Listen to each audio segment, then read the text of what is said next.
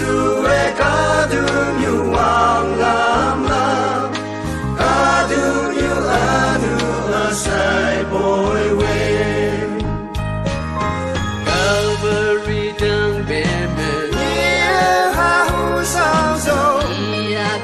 ya ne ta ha bồi ngầu nghi ngài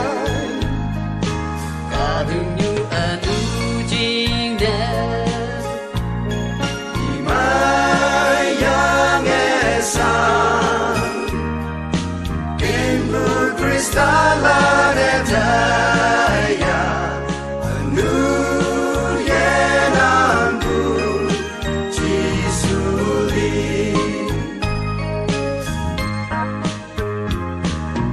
Romansi balane Jisofo Digaya omu sao sineta Aboy Jisu gawang haneme Dopu asai opu ngiyangki calvary tangpem Nia hahu sao sao ya ne ta Aboy ingong ingay cả đường như anu jing da Mayang esang Kimbu Kristalla de Daya anu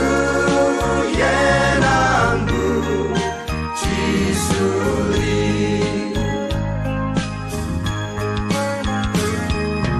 anu la yintem la jinese